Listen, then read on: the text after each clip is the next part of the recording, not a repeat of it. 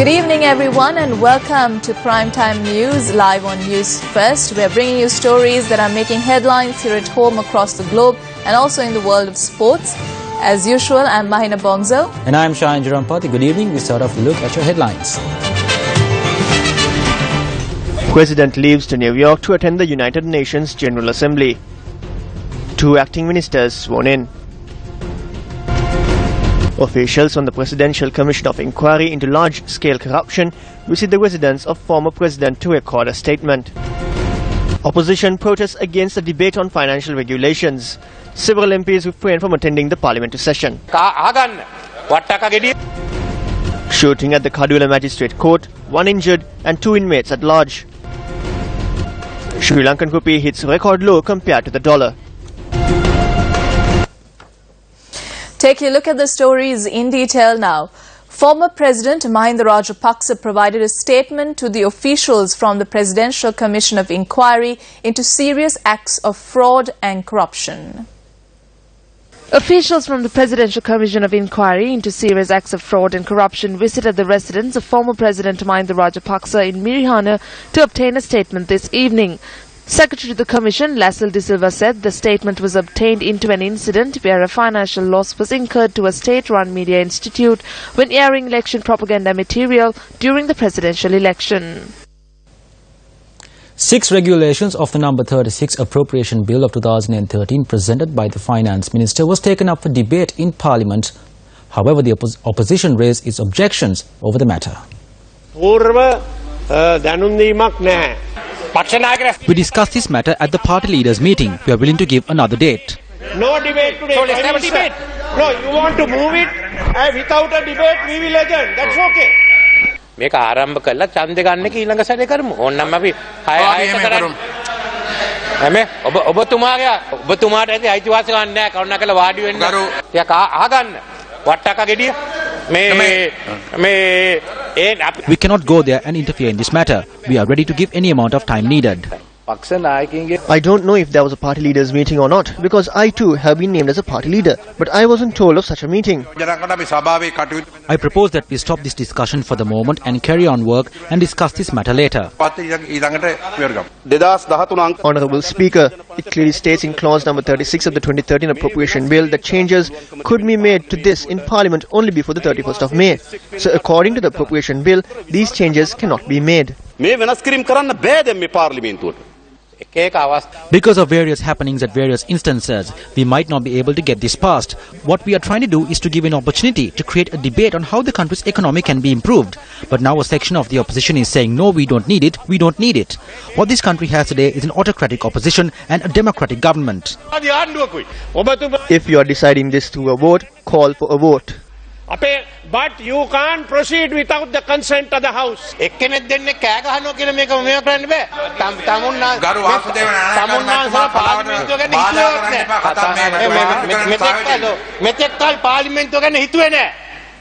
ශ්‍රී ලංකා නිදහස් පක්ෂයට පින් සිද්ධ වෙන්න තැන්නේ පිනටාව එක. අඩු ගානේ පක්ෂ කියන එක කරන්න. ඔබතුමාලා ගෙනිච්ච ආකාරය ගැන විවාද කරන්න එච්චරයි. ඔය ඒකේ තියෙනවා හුඟ දේවල් එළියට එනවා. ඒක නවත්තන්න බෑ. ඒක වෙන්නේ නැති මේ සද්ද කරන්නේ බයට ඒක එන්නේ නැති වෙන්නේ. හරි විවාදයක් එපා නම් එපා. Please remember that there are 67 new MPs in this parliament now, which is why we must give them that time.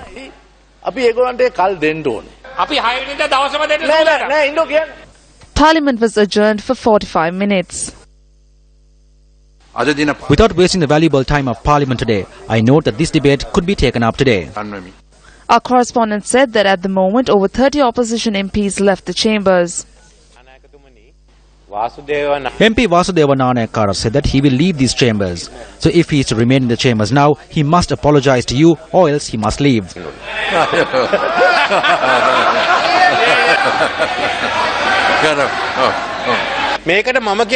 I call this the beggars' revolution because they begged for votes in the SLFP and are now causing a revolution. This is a beggars' revolution and nothing else. Meanwhile, a group of opposition MPs who refrained from attending today's parliamentary session protested opposite the parliamentary complex. Opposition MPs from the United People's Freedom Alliance, including MPs Dinesh Gunawardena, Prasanna Ranatunga, Vasudeva Nanayakkara and Namal Rajapaksa took part in this protest. We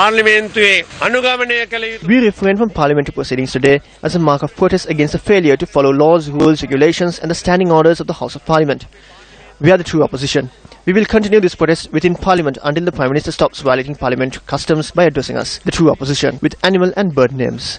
We will continue to protest on behalf of the public until customs and decency are maintained in Parliament.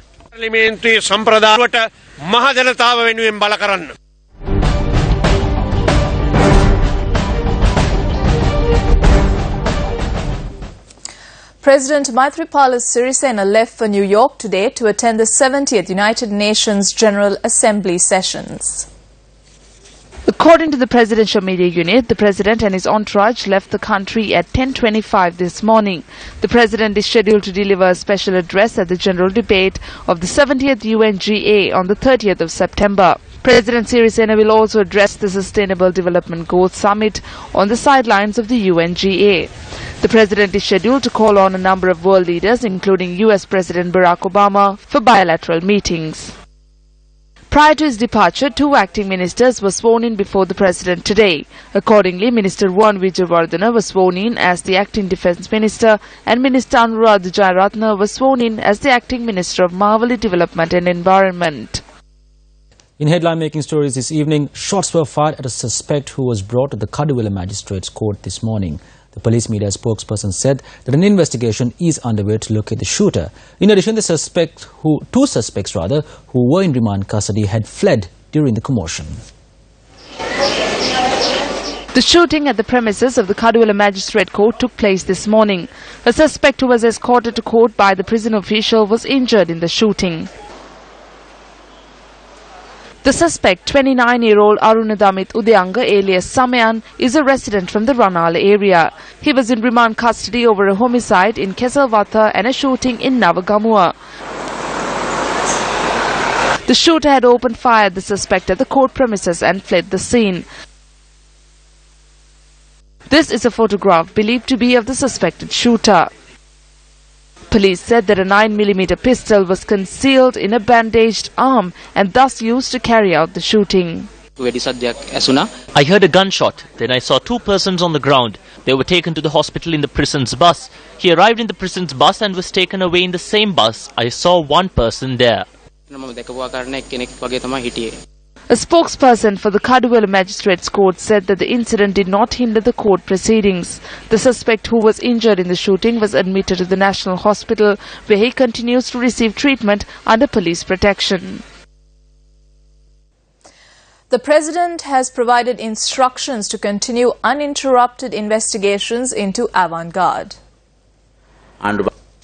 At the meeting held with the heads of the government, the President gave instructions to strictly implement the law and continue with the investigations uninterrupted. An official attached to the Sri Lanka Ports Authority said that the Mahanuvara vessel with a floating armoury anchored at the Galle harbour was released from its custody. He went on to say that the vessel is being dealt with as an ordinary vessel that reaches the harbour. He added that the operations of the vessel are continuing as before. When News First contacted the spokesperson for the Sri Lanka Navy, he said that as legal proceedings are underway over the weapons aboard the Mahanuvara vessel, he cannot make any comment on the matter. Although it was only the Mahanuvara vessel with a floating armoury anchored at Galle that came to the fore of discussion in society, Avantgarde Maritime Services operates other floating armouries. According to the website of the Avantgarde Maritime Services, the 2 other floating armouries are placed in the Red Sea and the Gulf of Oman. According to its website, Avantgarde Maritime Services had entered into a joint venture with Rakna Arakshak Lanka Limited to provide infrastructure facilities for international maritime security services. Making a submission before the Presidential Commission of Inquiry to look into large-scale corruption and fraud, Damayanti Jayaratne, a former Additional Secretary to the Ministry of Defence, had accepted that firearms to the Rakna Arakshak Lanka company was provided in violation of the usual legal practice. It was also revealed that 3,473 weapons had been provided to Rakna Arakshak Lanka and only 89 of them have licenses. According to the website of Rakna Arak Sri Lanka, it operates 2 floating armories, and these vessels too are located in the same vicinity of the large floating armories operated by Avantgarde Maritime Services. When inquired, the Rakna Arak Sri Lanka noted that weapons owned by Rakna Arak Sri Lanka were stored in the floating armories operated by Avantgarde Maritime Services in the Red Sea and the Gulf of Oman. However, Rakna Arak Sri Lanka confirmed that the floating armory in the Gulf of Oman has been withdrawn, while the floating armory in the Red Sea continues to be operational. When Avantgarde Maritime Services was initiated, Admiral Somathilaka Dissanayake was serving as the commander of the Sri Lankan Navy, and he later served as a consultant to the company. He pointed out that the Sri Lankan Navy earned a higher revenue on maritime security before that task was handed over to Avantgarde Maritime Services. Dissanayake went on to say that due to restrictions on the Sri Lankan Navy in international waters, the Ministry of Defence had handed over that task to Avantgarde. However, he added that the floating armory in the Mahanora vessel did not hold any weapons from Rakna Arak Sri Lanka.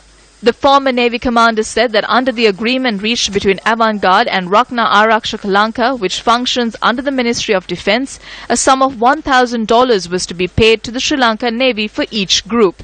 According to Admiral Dissanayake, the Navy commanders who were appointed later on had held discussions with Avantgarde, and the profit percentage to be given to the Sri Lankan Navy had been reduced. Our attempts to contact the chairman of Avantgarde or any official from the company for a comment on the matter proved futile. Views were expressed on the investigations on Avantgarde at several places today. Avantgarde සිද්ධිය ගැන AG ගේ උපදේශ වැරදි. The advice from the AG on Avantgarde were wrong. I'm making that clear, and I don't mind going to jail. The advice of the AG is wrong. If the Navy continued to operate the naval floating armory, Sri Lanka could have earned millions of dollars in revenue. Who directed the funds that were to be reached by the Navy to Avantgarde? A new case needs to be filed to impose punishments. If we let go of their wrongdoings, the people will think that we lied to them during the elections. Yesterday I made a statement over the Avantgarde incident. I submitted that statement to the leader of the House on Friday. This incident has led to much controversy. I'm aware that the Speaker had also directed his attention to this. Therefore, the government needs to make a statement on this matter. The delay proves that interruptions on the investigation is going to continue. We will make a statement. He made a lengthy statement yesterday. All facts will be looked into and a statement will be made thereafter. Now, arrangements have been made to air a special Satana debate program over the Avantgarde incident on Saturday at 7:30 p.m. on our sister channel Sirsta TV. We extend an open invitation to the chairman of Avantgarde, Nissanka Senadipati, and its administration, Admiral Somathilaka Dissanayake, and the consultants and the main factions that make allegations to attend the Satana debate program. In other local news, former MP Sachin Divas Gunawardena was granted bail by the Colombo High Court today. Bail was granted when a bail application filed by the former MP was taken up for consideration today. Sachin Divas Gunawardena was in remand custody on the orders of the Magistrate Court over the misuse of several vehicles which belong to the Presidential Secretariat. Colombo High Court Judge Manilal Vaidyathilaka ordered for Sachin Divas Gunawardena to be released on a surety bail of 20 million rupees and a cash bail of 1 million rupees. The judge also ordered Gunawardena to be present before the Criminal Investigations Department on the last Sunday of every month. The High Court judge also ordered for his arrest in the event he intimidated any witnesses. The Colombo High Court postponed the case against Gampulu Vidhanage Samantha Kumara alias Vile Sudha until the 14th of October. He is accused of having 7.5 grams of heroin in his possession. Chief Organizer for the Sri Lanka Freedom Party for Batticaloa, Arun Thambimuthu, alleges that Eastern Provincial Councillor Sivanesthurai Chandrakanthan alias Pillayan is forcibly residing at his home. Thambimuthu made this claim appearing on the Newsline program this morning. So is Pillan staying in your house by force? Yeah, he's staying by force, and in fact, have you asked for it? Have you? I have made attempts to. For how long? For the last when 5 did you return to Sri Lanka? For 5 years. Unfortunately, that he was supported, had a very strong support from the previous government, and then Pillan is not giving your ancestral house back, and I'm going to go to the Supreme Court. Yeah, but you said the previous government supported Pillan and not giving your house. Yes. But who? But you are a presidential advisor. Didn't you speak to President Mahinda Rajapaksa? I have spoken to President Mahinda Rajapaksa. Unfortunately, I've spoken to him, but I didn't want to ask as a favor. I felt no, this is your house. This is what lots of people are asking today. Right. Giving you my places. Absolutely right. And this is, look, now you can see someone like myself couldn't get my house back. And what about lots of ordinary people? What an ordinary person's chance. So what are you going to do now to get your house back? I will go. I will take the legal remedy, and I think I will go, if needs, I'll go to the Supreme Court to get my house back. So okay, now you say you think there is hope. Have you appealed to President Sirisena? Because this is important. I will appeal to President Sirisena, and I expect to sort of speak to him. But I think beyond President Sirisena, I do think that our legal system is now more sound. And I'm very hopeful that we will be able to get. You will not be internally displaced, so you will have your ancestral home in. Back. In business news, with the central bank's decision to float the exchange rate of the rupee against the US dollar, the value of the rupee has depreciated to record lows. Yesterday, the rupee recorded its highest depreciation against the US dollar when $1 US was valued at 141 rupees. It is the normal process for the Central Bank of Sri Lanka to get involved in order to bridge the shortfall faced when carrying out daily foreign transactions, including importations, by bridging the shortfall through reserves in order to keep the country's exchange rate stable. Economists argue that even though this is a short-term solution, it does not help the country in the long run. On the 4th of September, the Central Bank of Sri Lanka stopped its intermediation in the market rate of the rupee and allowed the exchange rate to be floated. The dollar, which was valued in the 135 rupee range in the first week of September, has now risen to 142 rupees. According to the currency exchange rates released by the Central Bank of Sri Lanka as of today, the value of $1 US stood at 142 rupees and 92 cents. In the past week, we saw the US dollar becoming gradually expensive. It was between 140 rupees and 141 rupees. This is going to be detrimental to our economy. We hope that in the future, if the price of the dollar is reduced, it will be good because the dollar becomes more expensive, our money leaves the country. With the rupee depreciating against the dollar, the benefits flow to exporters and foreign currency earners. However, the prices on a number of imports, including motor vehicles, food items and other imported goods, have seen a sharp increase in the past few weeks. Chairman of the PETA Food Importers Association, K. Palaniyandi, said that even though they had planned to hold discussions with the government in order to decide on the prices of food items, since the meeting had been cancelled, prices would be decided based on the existing currency exchange rates. In more local news, 2 individuals were summoned before the Financial Crimes Investigations Division today over irregularities at the Colombo Stock Exchange. According to acting police media spokesperson Priyantha Jayakodi, the questioning had lasted for several hours.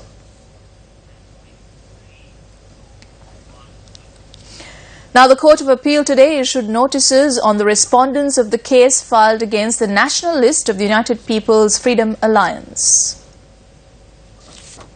The petition against the National List of the UPFA was filed by the Deputy Chairman of the Mahajana Exat Peramuna, T.D. Somavira Chandrasiri. When the case was taken up before Court of Appeal Judge HMD Nawaz today, the hearing was postponed to the 11th of December for argument. Notices were issued on the Elections Commissioner, former General Secretary of the UPFA Susil Premajayantha, and all secretaries of all constituent parties of the UPFA, as well as candidates who were defeated in the election but appointed as National List MPs. After the conclusion of the election, the initial list of National List MPs was completely put aside and was replaced with the names of those who lost. It is unfair that this was done by the General Secretary as well as other political parties without consulting us. Meanwhile, another petition filed against the UPFA national list by the General Secretary of the Sri Lanka Communist Party, TEW Gunasekara, was taken up at the Supreme Court today. The case was taken up before Justices Ivavana Sundara, Buaneka Aluvihare and Upali Aberatna. The counsel representing the respondents in the case said that the case should be heard before a 3-judge bench. However, the counsel representing DEW Gunasekara argued that this issue is not limited to his client only. The counsel representing DEW Gunasekara added that since this was a matter which affects the constitution and the general public, the case should be heard before a 5-judge bench or before a full bench of the Supreme Court judges. At that instance, the bench said that the decision on which judge panel should hear the case should be made after consulting the Chief Justice, whereby the case was postponed to the 29th of this month. It is clear that the former president has tricked the Supreme Court. Moreover, this isn't the bill which was approved by Parliament, but a different section which has been included because Speaker E.L. Senanayake was the last person who signed it. Both of these matters have been revealed now. So this is not a personal matter but a matter of sovereignty. This is the first time where an issue concerning the legislature, the judiciary and the executive has cropped up, where it isn't the bill which was passed in Parliament but a separate one signed by him which says that those who were defeated could be brought into Parliament. This is not stated in the Hansard. The most powerful evidence regarding this is what was said by Minister Lalita Tulatmudali and then Prime Minister Premadasa, who presented this bill, is mentioned in the Hansard. We have presented that Hansard as evidence.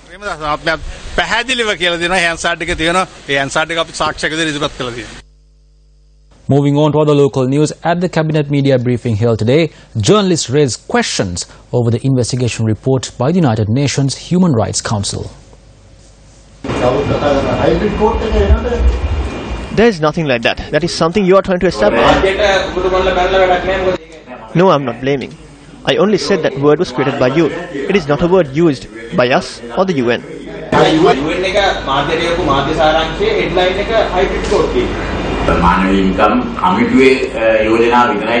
What was released is only the proposal made by the Human Rights Committee. That was not the final report. The final report will be presented to the UN and the final decision will be taken on the 24th. This is only the proposal. This is the proposal presented to the UN. Now, in addition to that, the US resolution on Sri Lanka has also been presented. There is no hybrid court in that. That is based only on a domestic mechanism. All the powerful countries support a domestic mechanism. A final decision will be taken on the 24th based on the final proposal made by all. Convening a media briefing in Colombo today, the Sri Lanka Freedom Party elaborated on its stance on the recently published UN OHCHR report. This UN report is a one-sided report. We rejected this investigation. After President Maithripala Sirisena visited Great Britain and the US Secretary of State arrived here, we can very clearly see that India, the United States and Europe are ready to support us in order to work with us in a very friendly and trustworthy manner. We believe that it isn't wise to completely deny this and go into war. We have strong belief that President Maithripala Sirisena will be able to pave the way for us to find solutions to these allegations through our mechanism and through our judicial system.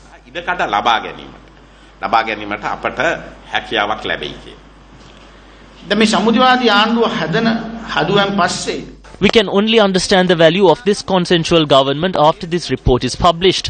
While saying no to an international investigation, we as the Sri Lanka Freedom Party are trying to eliminate suspicions that there will be an international intervention under the guise of a hybrid court system and work towards making certain amendments to the proposals that we have made in this committee in the coming week.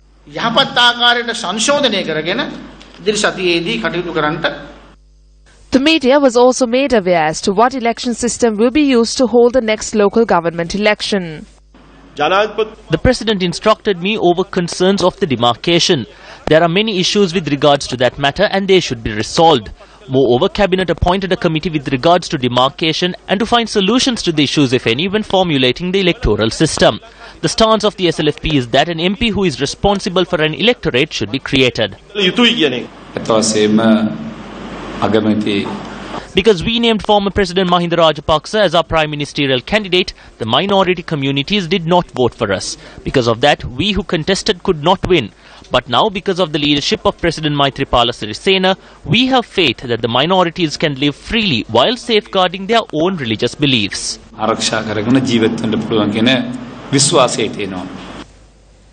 The 125th anniversary walk of Hindu College, Jaffna, was held today. The 125th anniversary celebration of Hindu College was celebrated with a walk titled Hindu Nade Bhavani 2015. The walk commenced from Hindu College, Jaffna.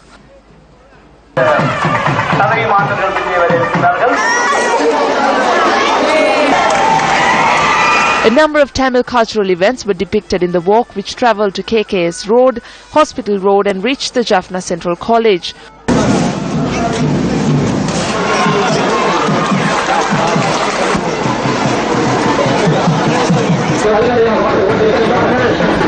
From there, the walk proceeded to Vembadi Ladies College in Jaffna and returned to Hindu College, Jaffna.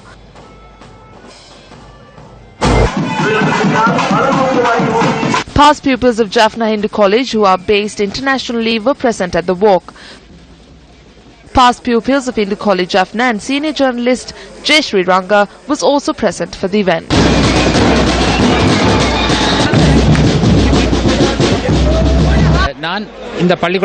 I studied in this school from 1967 to 1975. I am returning to the school after 40 years and I am happy to be taking part in the 125th anniversary celebrations. The 125th anniversary of Hindu College Jaffna brings together all our friends who are based abroad. This event takes me back in time to grade 6.